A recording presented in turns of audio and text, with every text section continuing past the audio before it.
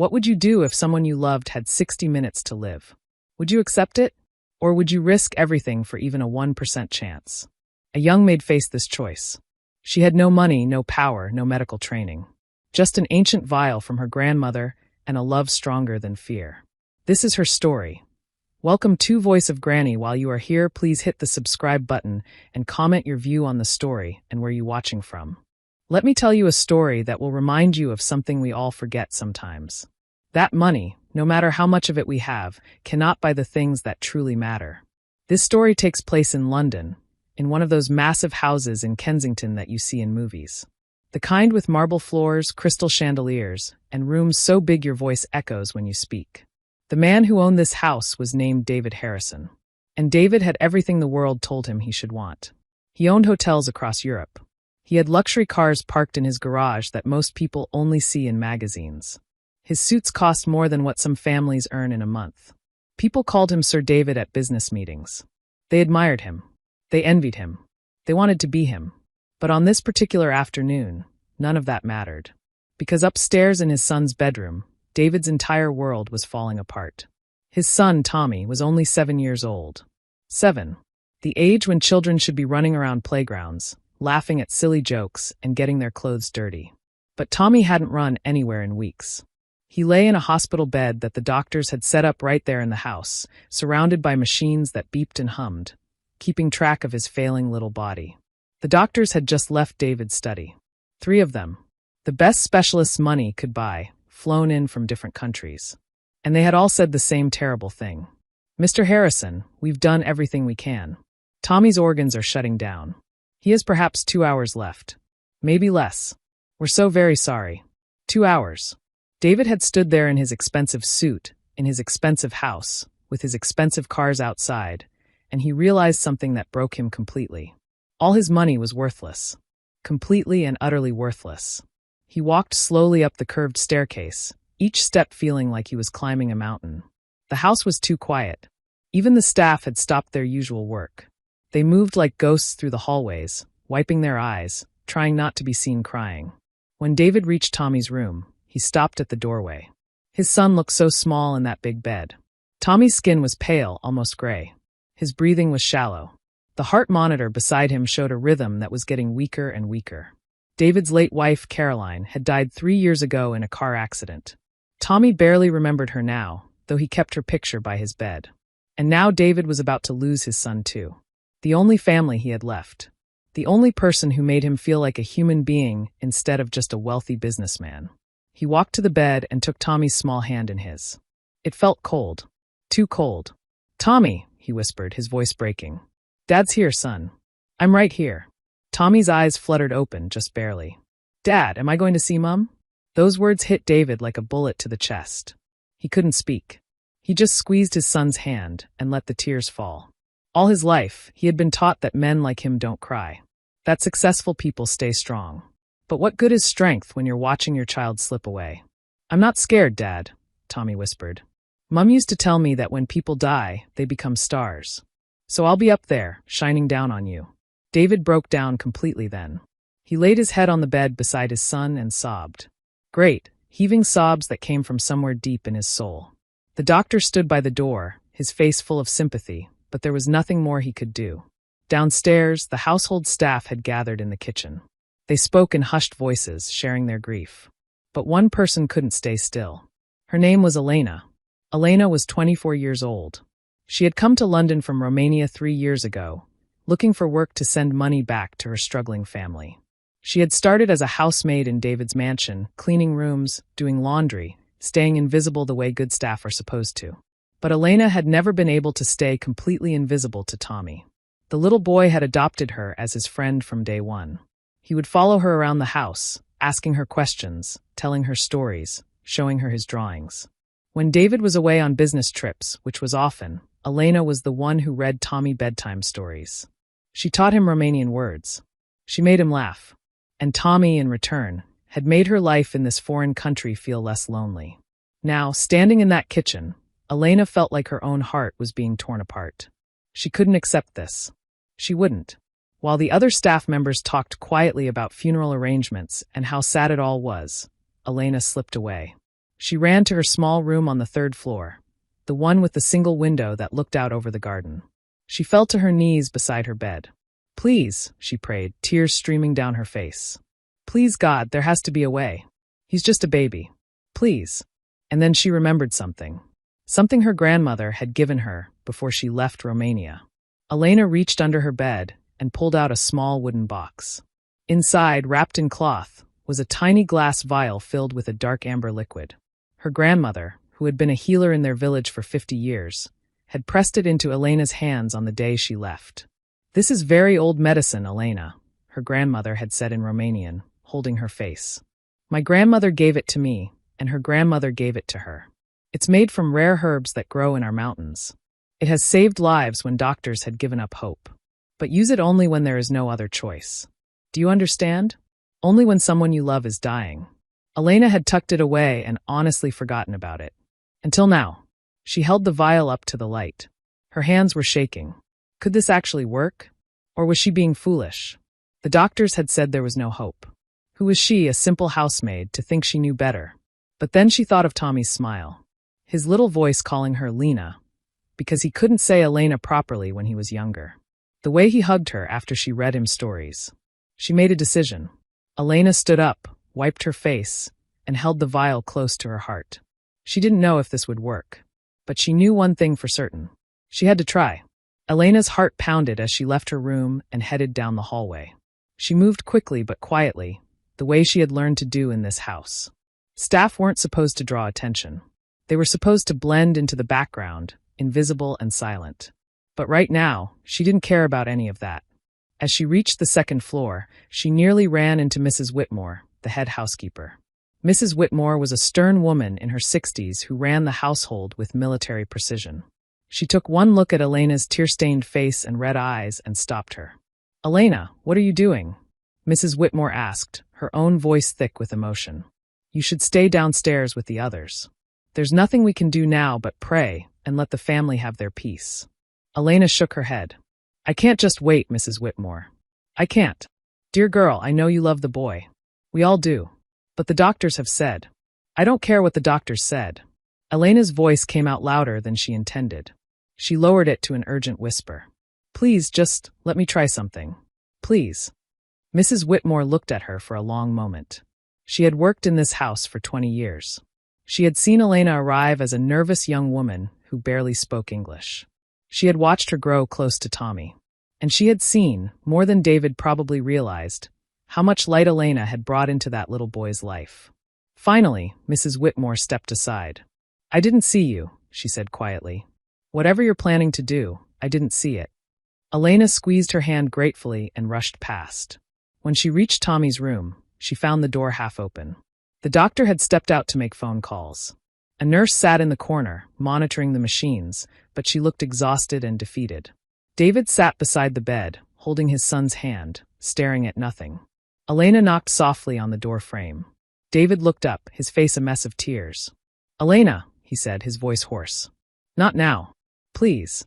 She took a step inside. "Mr. Harrison, I need to talk to you." "There's nothing to talk about," he said, turning back to Tommy. "My son is dying, and there's nothing anyone can do.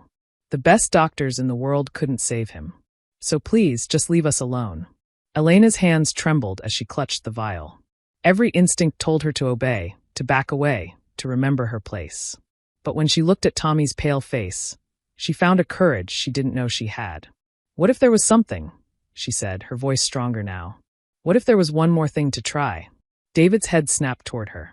His eyes were red and wild with grief. "What are you talking about? Are you a doctor now?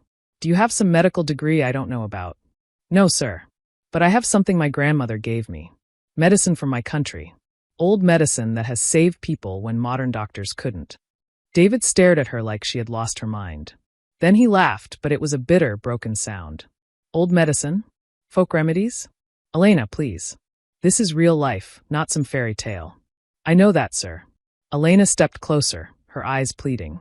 "But what do you have to lose? The doctors have said there's no hope. They've said he has maybe an hour left. If I'm wrong, then nothing changes.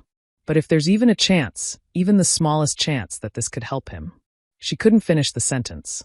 Tears choked her words. David looked at her for a long moment. He saw the desperation in her eyes. The same desperation he felt.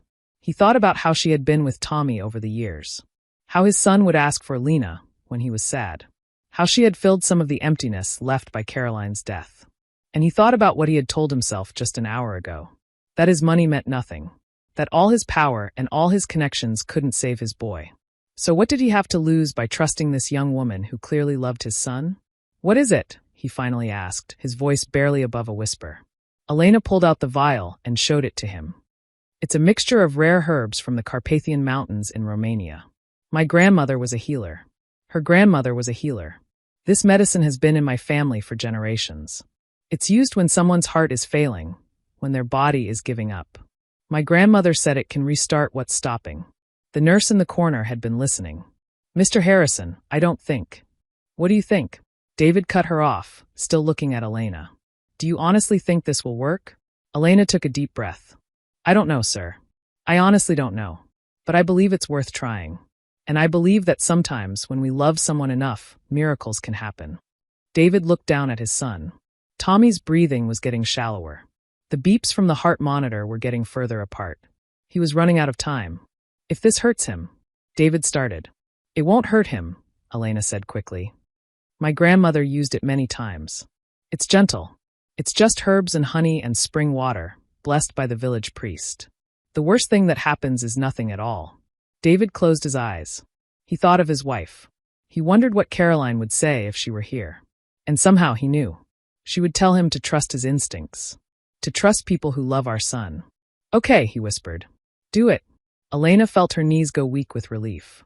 She moved quickly to the other side of the bed and knelt down so she was at Tommy's level. Her hands were shaking as she carefully opened the vial. The liquid inside was thick and smelled of herbs and honey, just as her grandmother had described. She looked at David. "Can you lift his head just a little?" David gently raised his son's head. Tommy didn't even open his eyes. Elena said a prayer in Romanian, the same prayer her grandmother had taught her. "Dear God, who watches over all your children, please let this work. Please let this boy live. He has so much life ahead of him. Please." Then, with the most careful touch, she brought the vial to Tommy's lips and let a few drops of the amber liquid fall into his mouth. For a moment, nothing happened. The room was completely silent except for the beeping of the machines. David held his breath. Elena stayed kneeling, still praying silently. The nurse watched the monitors, her professional skepticism fighting with her human hope.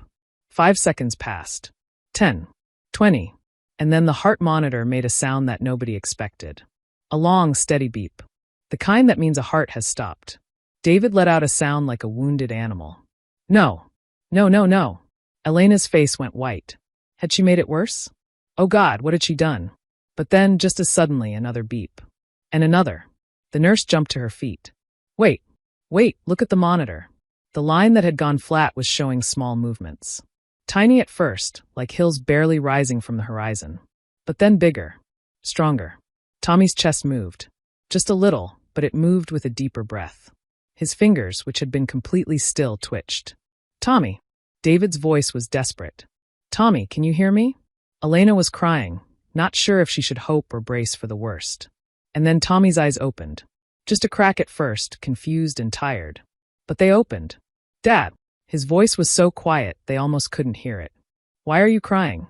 David completely broke down. He pulled his son into his arms as gently as he could, sobbing into his hair. "You're okay. Oh God, you're okay." The nurse was staring at the monitors in complete shock. This is impossible. His heart rate is stabilizing. His oxygen levels are rising. I need to get the doctor." She ran from the room, shouting down the hallway. Elena sat back on her heels, her whole body shaking. She had done it. Or God had done it. Or maybe it was the medicine from her grandmother. She didn't know and she didn't care. Tommy was alive. Tommy turned his head slightly and saw her. A tiny smile appeared on his pale face. "Lena," he whispered. "You're here." "I'm here, little one," she whispered back in Romanian, fresh tears streaming down her face. "I'm always here." Within minutes, the room filled with people. The doctor came running, his face showing the same shock as the nurse. He immediately began checking Tommy's vital signs, and with each measurement, his expression shifted from disbelief to something close to awe. "This is extraordinary," he kept muttering. His heart rate is improving. Blood pressure is rising. Oxygen saturation is climbing. This shouldn't be possible. An hour ago, this child was in multi-organ failure. More specialists were called. They ran tests, took blood samples, studied the monitors. Each one came to the same conclusion. Tommy was getting better. Not just stable. Actually improving. What happened? The lead doctor finally asked David. Did you give him something? Some kind of medication? David looked at Elena, who was standing by the window now, trying to stay out of the way. He could have lied. He could have protected her from scrutiny. But he was too honest for that. She did, David said, pointing to Elena. She gave him some kind of herbal medicine from her homeland. Every eye in the room turned to Elena. She felt herself shrink under their gazes. She was just a maid. Who was she to have done something like this? The doctor approached her. What exactly did you give him? Elena's voice shook. It's an old medicine from Romania, sir. From the mountains. My grandmother was a healer. She gave it to me before I came to England. It's made from rare herbs that grow in the Carpathian region. She said it can help restart a failing heart. What herbs exactly? The doctor's tone wasn't angry, just intensely curious. I don't know all the names in English, sir. Some I don't even know the names in Romanian. My grandmother made it. She said it was passed down through generations of healers in our village. The doctor turned to his colleagues. We need to analyze this. If there's something in this compound that can reverse organ failure, it could change medicine as we know it. But then he turned back to Elena with an expression that was softer. Whatever was in that vial, young lady, I believe you just saved this boy's life. As a man of science, I should be skeptical. But I can't argue with results. Thank you. Elena nodded, too overwhelmed to speak. As the medical team continued their work, David pulled Elena aside into the hallway. For a moment, he just looked at her. Really looked at her. How had he never truly seen her before? This young woman who had been in his home for 3 years, who had cared for his son, who had just performed what could only be called a miracle. Why? He asked simply. Why did you do this? You could have gotten in terrible trouble. If something had gone wrong, people might have blamed you. Elena met his eyes. Because I love him, Mr. Harrison. Tommy is like my little brother. When I came to this country, I was alone and scared. I miss my family so much. But Tommy made me feel less alone. He made me smile when I was homesick. How could I not try everything to save him? David felt something crack inside his chest. When was the last time anyone in his life had done something purely out of love? Not for money, not for status, not for anything except caring about another human being? You risked everything, he said quietly. He's worth everything, she replied simply. David looked back into the room where Tommy was now sitting up slightly, sipping water that the nurse had given him. Color was already returning to his cheeks. He was talking in that soft, tired way kids do when they're recovering from being sick. I need to know, David said, turning back to Elena. Is there more of that medicine? What if he needs it again? Elena shook her head sadly. That was the only vial, sir. My grandmother said it takes months to make because some of the herbs only bloom once a year. And she's very old now. I don't know if she still makes it. Then we need to find out. I'll fly your grandmother here to England. I'll set her up with everything she needs. We'll preserve this knowledge. Sir, she's 83 years old. She doesn't speak English. She barely even left our village her whole life. Then I'll learn Romanian. I'll build a laboratory in Romania if I have to. Elena, don't you understand? What she knows, what you just did, it's more valuable than anything I own. Elena smiled through her tears. My grandmother always said that the best medicines come from love and faith, not just from plants. She said you have to believe, or it won't work. David thought about that. Then maybe that's why it worked. Because you believed. And you loved him enough. Over the next few hours, Tommy continued to improve remarkably. By evening, he was eating solid food. By the next morning, the doctors were saying he might not need any of the machines anymore. It was as if his body had simply decided to fight back, to choose life over death. The news spread through the house. Staff members who had been preparing for a funeral were now preparing for a celebration. Flowers arrived from business associates who had heard David's son was recovering. But David barely noticed any of it. He sat in his study that evening, staring at the phone. He had canceled all his meetings for the next month. His business partners were confused. David Harrison never canceled meetings. His empire was built on his constant presence and attention. But David didn't care anymore.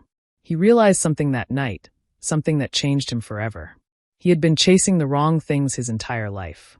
He had thought success meant more hotels, more money, more respect from other wealthy people. He had barely known his own son. He had been too busy building an empire to notice that the only kingdom that really mattered was right there in his home.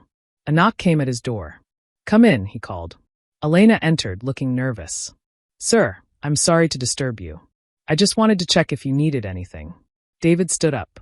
"Elena, sit down. Please." She looked uncomfortable. "Sir, I shouldn't. I'm staff." "You're not staff anymore," David said firmly.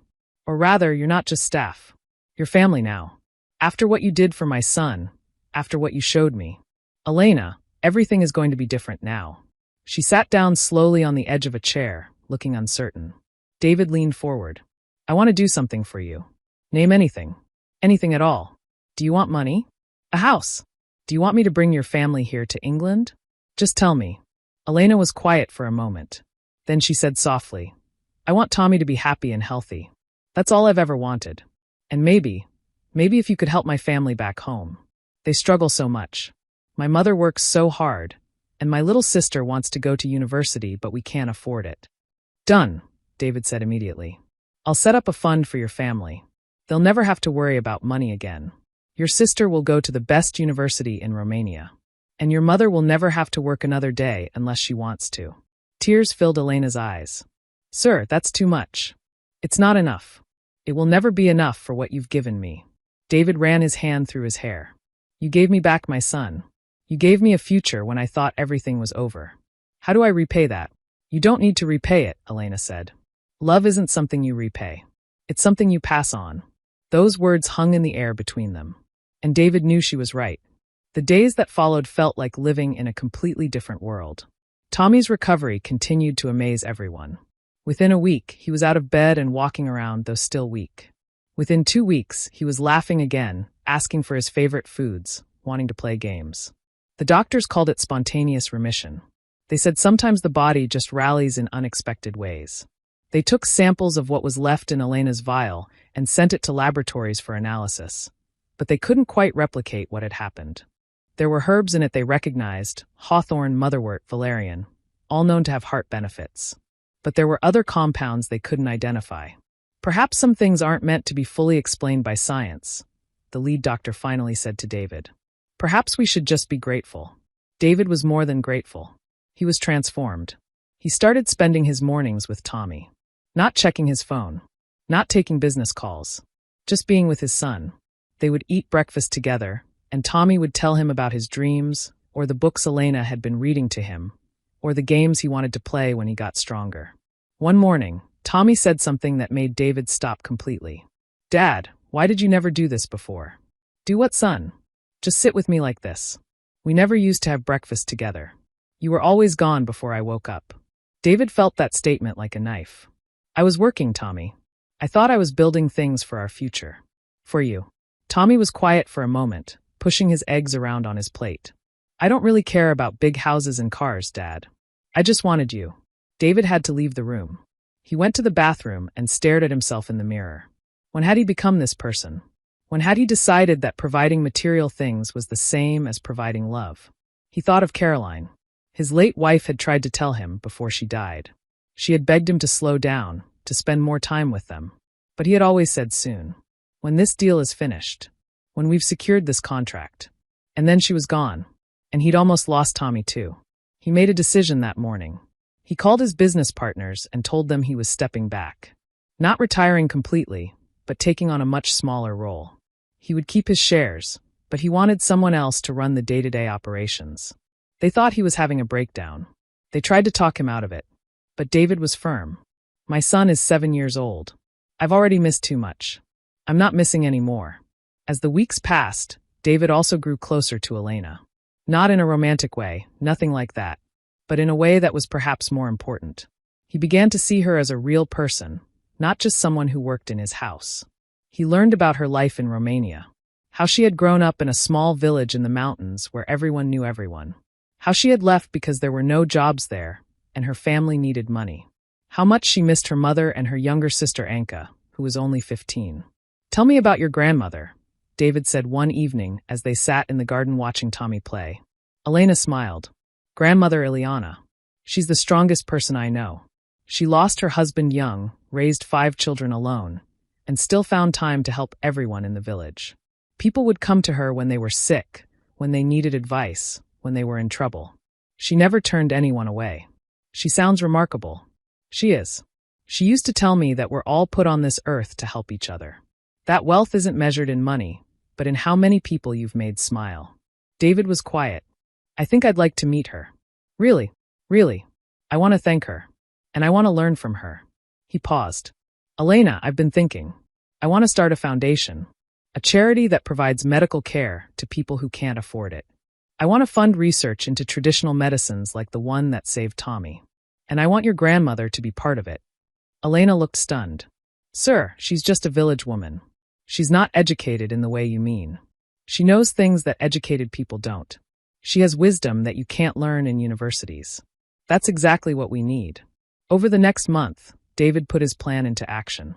He set up the Harrison Foundation for medical care. He hired people to research traditional healing methods from around the world. He funded free clinics in poor areas of London. And he arranged for Elena's grandmother to come visit England with a translator to share her knowledge. When grandmother Ileana arrived, she was a tiny woman with silver hair and eyes that seemed to see right through you. She spoke no English, but through Elena's translation, she and David had a long conversation. Why do you want to do this? She asked him. You're a rich man. Rich men usually only care about getting richer. David thought carefully about his answer. Because I was that man. I cared only about money and success. And it almost cost me my son. Your granddaughter showed me that there are things more important than wealth. She showed me that love and courage can do what money cannot. I want to honor that. I want to use what I have to help others the way Elena helped me. Grandmother Ileana studied him for a long moment. Then she nodded. Good. You have learned what many people never learn. Life is not about what you have. It's about what you give. She stayed for 2 weeks, and in that time, she taught a group of doctors and researchers about plant medicines. She showed them how to identify healing herbs, how to prepare them, how to know which ones to use for different ailments. The scientists were fascinated. But more than that, she taught them about the importance of belief and intention. Medicine without love is just chemistry, she said through Elena's translation. You must care about the person you're helping. You must believe they can heal. That belief becomes part of the medicine. Some of the doctors were skeptical, but David wasn't. He had seen the proof. Before grandmother Ileana left to return to Romania, she took David's hand and said something that Elena translated. You have been given a second chance with your son. Don't waste it. Every day is a gift. Love him, teach him, be with him. That is the only wealth that matters. David promised he would. 6 months passed. Tommy was now completely healthy. The doctors had run every test imaginable and found no trace of the illness that had nearly killed him. He was back to being a normal, energetic 7-year-old boy, full of questions and laughter and endless energy. But nothing else in the Harrison household was normal anymore. It was better than normal. It was real. David had kept his promise.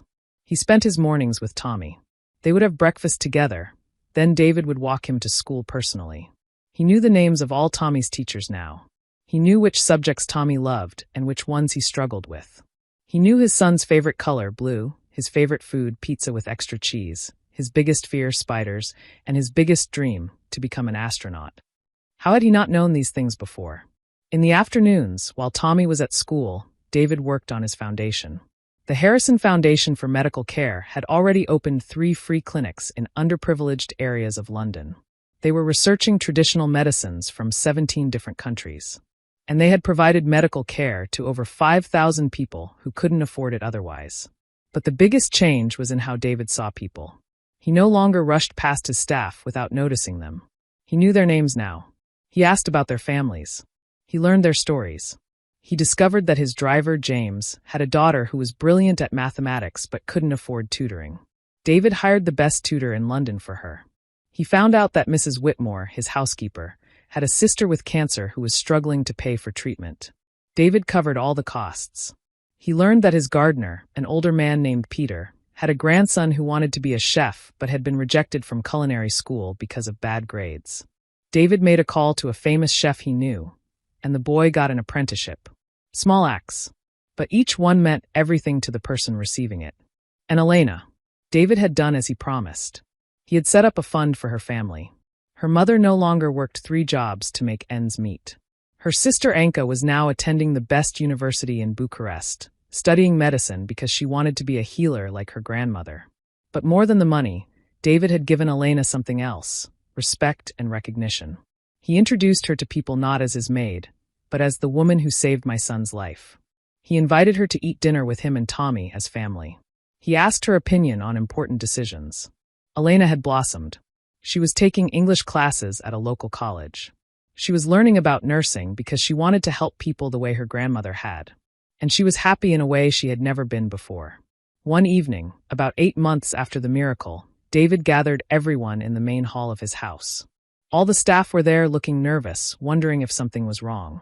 "I wanted to tell you all something," David began, and his voice was warm. "For years, I ran this house like a business. I saw you all as employees, nothing more. I was wrong. You're not employees. You're people. People with dreams and struggles and families who love you. And I never took the time to see that." He paused, looking around at their faces. 8 months ago, my son was dying. I had all the money in the world, but it couldn't save him. What saved him was love. Elena's love. And her courage. And her faith. She reminded me of something I'd forgotten, that we're all connected. That we're all human beings who need each other. Tears were forming in several people's eyes. "From today forward," David continued, "things are going to be different. Everyone who works in this house is getting a significant raise. But more than that, I want you to know that you matter. Your families matter. Your dreams matter. If any of you need help with anything, education, medical care, housing, anything, you come to me. We're not just employer and employees anymore. We're family." Mrs. Whitmore was openly crying now. James, the driver, was wiping his eyes. Even stern Peter, the gardener, had a suspicious brightness in his gaze. Elena stood in the back, her hand over her mouth, overwhelmed. After the gathering, Tommy tugged on his father's sleeve. "Dad, that was really nice. But can I say something too?" "Of course, son. What is it?" Tommy looked around at everyone and said in his clear, young voice, "I'm really happy I got sick." Everyone gasped. David knelt down. "Tommy, what do you mean?" "Because if I hadn't gotten sick, Lena wouldn't have saved me. And if she hadn't saved me, you wouldn't have changed, Dad. And now you're here all the time, and we're happy, and everyone's happy. So even though being sick was scary, I think maybe it was supposed to happen. So we could all learn something." The room was silent. And then David pulled his son into a tight hug, tears streaming down his face. "You're the wisest person I know," he whispered. That night, after Tommy had gone to bed, David and Elena sat in the garden. It had become their habit, these quiet conversations under the stars. "Do you ever regret it?" David asked. "Coming to England? Leaving your home?" Elena thought about it. "Sometimes I miss Romania. I miss my family. But I don't regret it. If I hadn't come here, I wouldn't have met Tommy. I wouldn't have been able to help my family. And I wouldn't have learned that sometimes the things we think are sacrifices turn out to be blessings in disguise." "You've taught me so much," David said quietly. "About what really matters. About being human." Elena smiled. "You taught yourself, Mr. Harrison. I just reminded you of what was already inside you. The good person you always were, underneath all the business and the pressure." "David," he said. "Please call me David. You've saved my son's life. I think we're past formal titles." She nodded. "Okay, David." They sat in comfortable silence for a while, listening to the sounds of the London evening. Traffic in the distance, birds settling in for the night, the rustle of leaves in the gentle wind. "What will you do now?" David asked. "You're studying nursing. You have opportunities. You could do anything." "I want to help people," Elena said simply. "The way my grandmother did. The way she taught me. Maybe I'll work in your foundation clinics. Maybe I'll go back to Romania someday and open a clinic there. I don't know yet. But I know that's my purpose, to heal people, not just their bodies, but their spirits too." David nodded. "Whatever you decide to do, you'll have my full support. Financial and otherwise. You're part of this family now, Elena. You always will be." A few weeks later, something happened that David would remember for the rest of his life. Tommy's school was having a presentation day where children could talk about their heroes. Tommy had asked David to come, and of course, David said yes. He wouldn't have missed it for the world. He sat in the audience with other parents, watching children give their presentations. Some talked about famous athletes. Some talked about historical figures like scientists or explorers. Some talked about their parents. When it was Tommy's turn, he walked to the front of the classroom, holding a poster he had made. David expected to see pictures of astronauts or superheroes. But instead, the poster showed two photographs. One was of Elena, smiling in the garden. The other was of grandmother Ileana, taken during her visit to England. "My heroes are these two women," Tommy began in his small, clear voice. "This is Lena. She works in my house, but she's also my friend. When I was really sick and the doctors said I was going to die, Lena saved my life. She gave me special medicine from her country. But that's not why she's my hero." He paused, looking at the picture. "She's my hero because she loved me enough to try, even when everyone else had given up. She's my hero because she's kind to everyone. She's my hero because she came to a new country where she didn't know anyone, and she was brave and worked hard to help her family. She taught me that you don't need to be rich or famous to be important. You just need to care about people."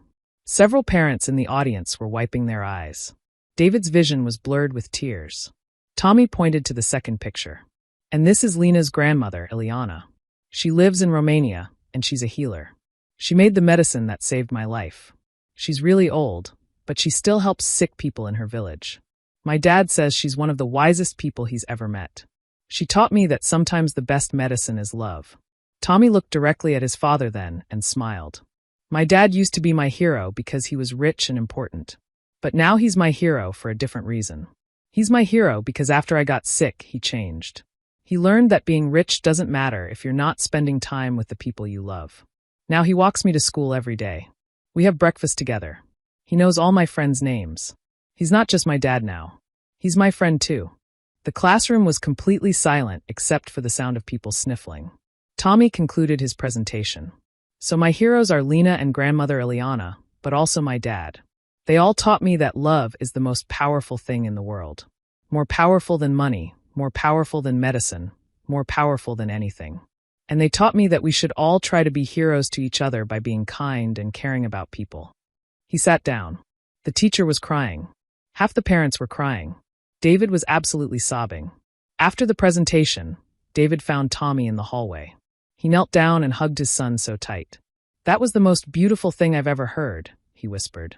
"Did I do good?" Tommy asked. "You did better than good. You taught everyone in that room something important, including me. Even after everything, you're still teaching me." That evening, David called Elena into his study. He showed her the video he had recorded of Tommy's presentation on his phone. Elena watched it, tears streaming down her face. "He's such a special boy," she whispered. "Because of you," David said. "You helped make him who he is. Your kindness, your love, your example. That's what shaped him." He paused, then said, "I've been thinking. The foundation is growing. We need someone to help run it. Someone who understands what we're trying to do. Someone who cares about people the way you do. I want you to consider taking a leadership role. You'd be paid well. You'd have authority. You'd help decide how we help people." Elena looked shocked. "But I'm just finishing my nursing studies. I don't have business experience. You have something more important. You have heart. You have wisdom. You understand what people need because you've been there yourself. You came from a small village with nothing. You worked your way here. You know what it's like to struggle. That's exactly the perspective we need." Elena was quiet for a long moment. "Can I think about it?" "Of course. Take all the time you need." A week later, Elena gave him her answer. Yes, she would help run the foundation while continuing her nursing studies. She wanted to be in a position where she could help even more people. Over the next year, the Harrison Foundation grew beyond anyone's expectations. They opened clinics in 15 cities across England. They started programs in Romania, bringing medical care to remote villages like the one Elena came from. They funded research into traditional medicines that mainstream medicine had overlooked. But more than the numbers and the programs, something else changed. A ripple effect of kindness began spreading. The people who received help from the foundation started helping others. A single mother who got free medical care for her son started volunteering at the clinic. A man who received job training through the foundation started mentoring other unemployed people. A teenager whose education was funded by the foundation started tutoring younger kids for free. Kindness was contagious. And it all started because one young woman refused to give up on a little boy she loved. 2 years after that terrible day when Tommy almost died, David organized a special event. He rented a beautiful hall in London and invited everyone who had been part of their journey. The medical staff who had treated Tommy, the household staff, Elena's family, who flew in from Romania, including grandmother Ileana, and hundreds of people whose lives had been touched by the foundation. Tommy, now 9 years old and bursting with energy, stood on the stage with his father. David spoke to the crowd. 2 years ago, I was the richest man in this room. I had everything money could buy. But I was also the poorest man in this room because I had forgotten how to love, how to connect, how to be human. He put his hand on Tommy's shoulder. My son was dying, and in my darkest moment, a young woman showed me what real wealth looks like. It looks like courage. It looks like compassion. It looks like faith. It looks like love. He gestured to Elena, who was sitting in the front row, looking overwhelmed. Elena saved my son's life. But she did more than that. She saved my life too. She reminded me of who I was supposed to be. She showed me that the purpose of wealth isn't to accumulate more wealth. It's to lift others up. The crowd applauded. Elena was crying, holding her grandmother's hand. This foundation exists because of her, David continued. Every person we've helped, every life we've touched, it all goes back to one act of pure, selfless love. Elena didn't have to try to save Tommy. The doctors had given up. She could have stayed quiet, but she loved him enough to risk everything. He paused, his voice thick with emotion. I've learned something these past 2 years. Love isn't just an emotion. It's a force. It's power. It's the most powerful thing in the universe. Love can heal what medicine cannot. Love can change what money cannot. Love can transform everything. Tommy stepped forward then and said in his clear voice, when I was sick, I wasn't scared of dying. I was scared of leaving my dad alone. But Lena saved me. And now I'm not going anywhere. I'm going to stay right here and learn how to be like her. How to help people. How to love people. There wasn't a dry eye in the room. After the speeches, after the celebration, after everyone had gone home, David, Tommy, and Elena sat together in the garden of the mansion, just like they had so many times before. Do you ever think about that day? David asked Elena. The day you gave Tommy the medicine? Every day, she said softly. I think about how scared I was. How I didn't know if it would work. How I almost didn't try because I thought, who am I to question the doctors? What made you do it anyway? Love, she said simply. I loved him too much to just give up. And my grandmother always said that love gives you courage you didn't know you had. Tommy, who had been quiet, suddenly said, I'm glad you loved me, Lena. She pulled him close. I always will, little one. Always. David looked at them. This woman who had come from a small village with nothing but kindness in her heart, and his son who had been given a second chance at life. And he felt a peace he had never known in all his years of chasing success. Thank you, he said to Elena, and his voice held everything he felt.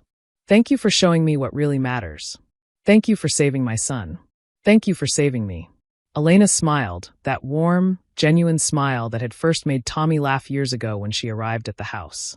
We saved each other, she said. That's what people do when they love each other. They save each other. And in that moment, under the stars in that London garden, David understood the truth that would guide him for the rest of his life. Love is the only real miracle. Everything else is just details. 10 years passed. Tommy was now 17, preparing to go to university. He had decided to study medicine, inspired by the miracle that had saved his life and the work his family's foundation had done. David was in his 50s now, with streaks of gray in his hair, but he looked younger than he had a decade ago. Happiness, it turned out, was better than any anti-aging treatment. Elena was now the director of the Harrison Foundation. Under her leadership, it had expanded to 12 countries and had helped over 500,000 people. She had completed her nursing degree and had also earned a degree in public health. But she never forgot where she came from. Every summer, she returned to her village in Romania to help her grandmother, who was still healing people at 93 years old. One evening, David received a call from a journalist who wanted to interview him for a magazine article about wealthy people doing charitable work. During the interview, the journalist asked him, Mr. Harrison, you've given away millions of pounds over the past decade. Some people say you're crazy for giving away so much of your fortune. What would you say to them? David smiled. I'd say they don't understand what fortune really means. 10 years ago, I had more money than I do now. But I was miserable. I was lonely. I barely knew my own son. I was rich in paper, but bankrupt in everything that mattered. And now, the journalist asked, now I'm truly wealthy. My son and I have a relationship that money could never buy. I have real friends, not just business associates. I've seen the faces of people when they get help they desperately needed. I've watched communities transform. I've been part of something bigger than myself. He paused. The money I've given away hasn't made me poorer. It's made me richer in every way that counts. What would you say is the most important lesson you've learned? David thought about Elena's words all those years ago in the garden. That love is the most powerful force in the universe. Not romantic love necessarily, though that's beautiful too, but the kind of love that makes you care about strangers. The kind of love that makes you want to help someone even when there's nothing in it for you. The kind of love that refuses to give up, even when everything seems hopeless. That's quite philosophical, the journalist said. Did someone teach you that? Yes, David said, smiling. A young woman from Romania who had nothing but loved with everything. She taught me that the greatest wealth isn't in what you have, but in what you give. And she taught me that sometimes the people we think are powerless are actually the most powerful of all. When the article was published, it went viral. People around the world read about the maid who saved a billionaire's son and ended up transforming not just one family, but thousands of lives. Elena received letters from people all over the world, thanking her for inspiring them, asking her advice, sharing their own stories of choosing love over fear. She read them all, and she cried happy tears, remembering that scared young woman she had been 10 years ago, clutching a vial of her grandmother's medicine and whispering desperate prayers. She had been so afraid that day, but love had been stronger than fear, and that had made all the difference. The end. A message to you. If this story touched your heart, remember this. You don't need to be wealthy to make a difference. You don't need special powers or extraordinary abilities. All you need is courage to care when others have given up. All you need is love that refuses to quit. Maybe you're facing something impossible right now. Maybe someone you love is struggling, and you feel powerless to help. Don't give up. Sometimes the smallest act of love can create the biggest miracle. Elena was just a maid. She had no medical degree. She had no wealth. She had no power. But she had love, and faith, and courage. And that was enough. It's always enough. So whatever you're facing today, remember, love wins. Faith works. Miracles happen. And sometimes the most ordinary people do the most extraordinary things. Thank you for reading this story. May it remind you that you're more powerful than you know, and that love is always, always worth it.